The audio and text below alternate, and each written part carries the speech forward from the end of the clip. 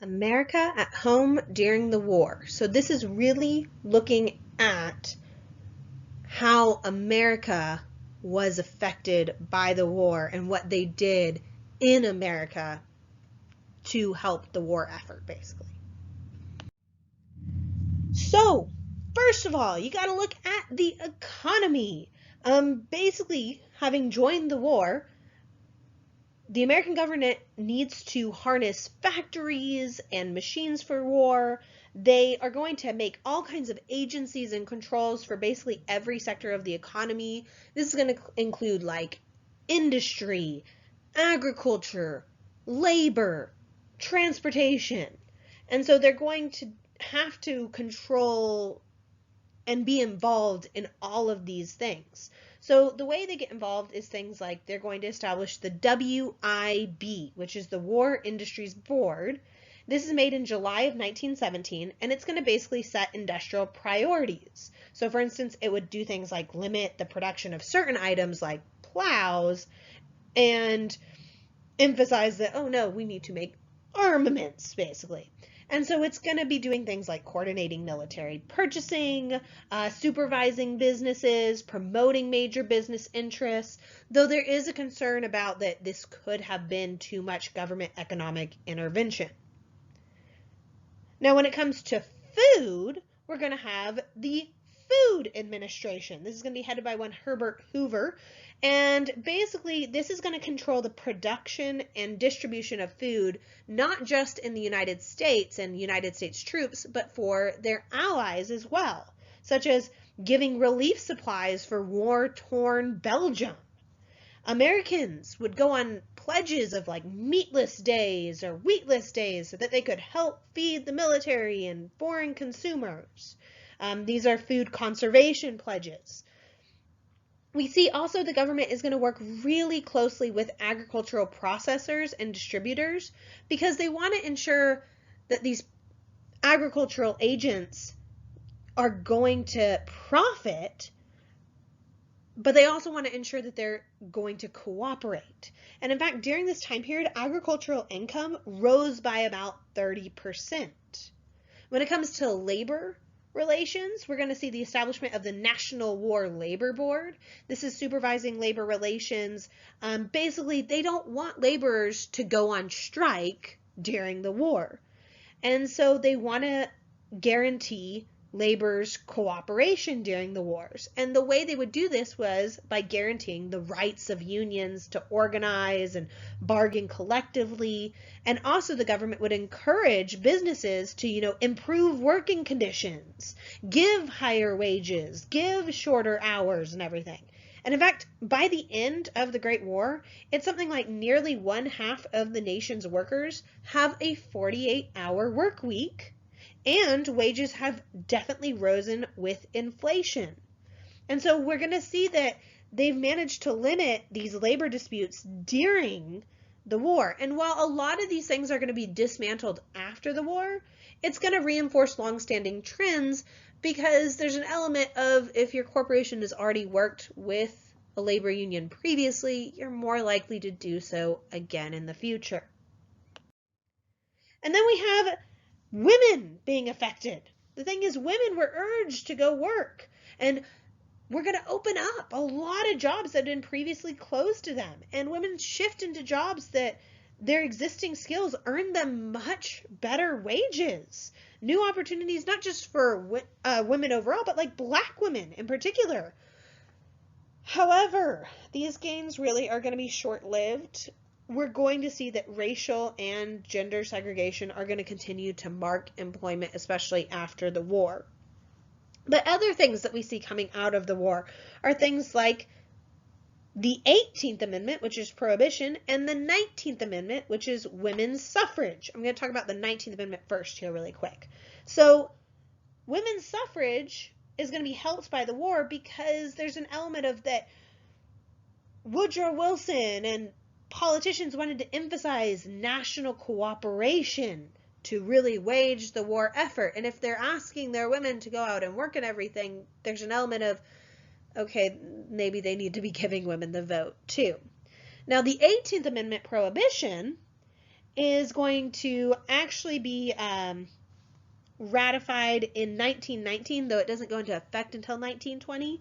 The thing is, people wanted prohibition because abstaining from alcohol meant that that grain could be used to produce more food, to help, feed workers and soldiers.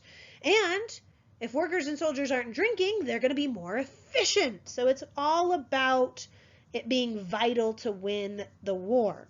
I should also mention here, African Americans are going to be affected by the war as well. There's this huge demand for industrial labor at this time, and this is really going to help cause even more migrations of African Americans from the South into like northern cities. So we're seeing that continuation of the Great Migration. That being said, African Americans are still going to face discrimination even in the North. And then we have financing and propaganda. So the government has to finance the war. They're going to do this mostly by borrowing money and raising taxes, but we're going to adopt a more progressive taxation at this time. So what we're going to see is like a graduated tax structure with higher taxes on larger incomes or corporate profits or wealthy estates. 2/3 of the war is actually going to be funded from borrowing, and this is going to be borrowing from like banks as well as wealthy investors. There is, of course, campaigns to sell Liberty bonds to the general public, which you can see like this poster here to the right, which actually really feeds in well to the next point, that is propaganda agencies. The thing is, there were a lot of people against America joining in this war. And so the government's really going to want to control social attitudes and behavior because of this. They are going to form the Committee on Public Information, or the CPI. This is going to be under one George Creel. Really, it wasn't about informing the public. It was really about manipulating the public.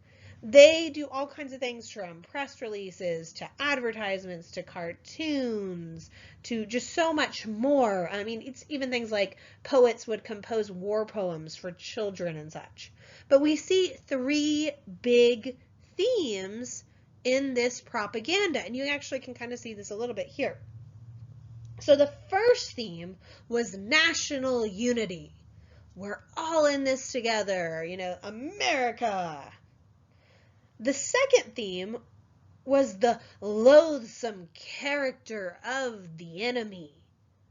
They very much are going to portray Germans as just a terrible, loathsome group.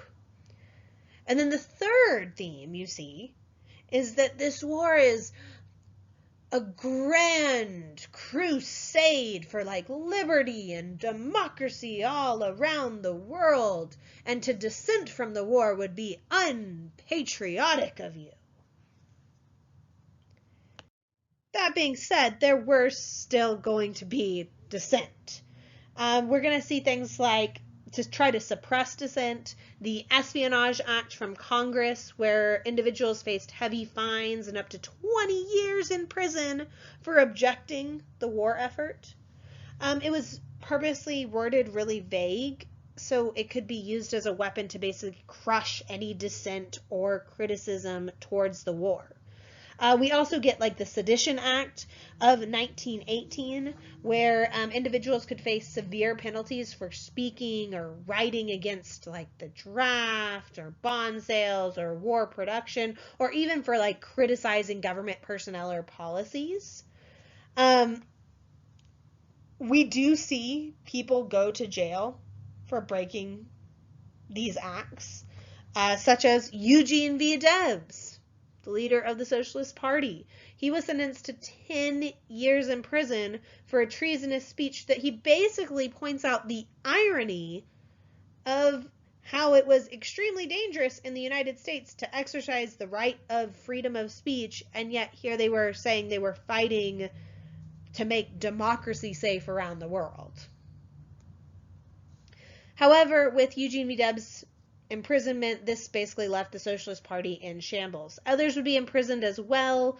We also see like state and local authorities suppressing anything that they see as being like anti-war or anything they see even as pro-German activities. So it'd be things like suppressing the German language. Oh, we teach in our school these languages, but not German anymore. The names of like towns and streets, they might change them if they sounded too Germanic. A great example of this is for a time, some people wouldn't call it the hamburger. Instead, they're like, no, it's the Liberty Sandwich. That didn't stick around too long. But this is the kind of suppression that you're seeing at this time. So I ask you, did America entering World War I help or hurt America more?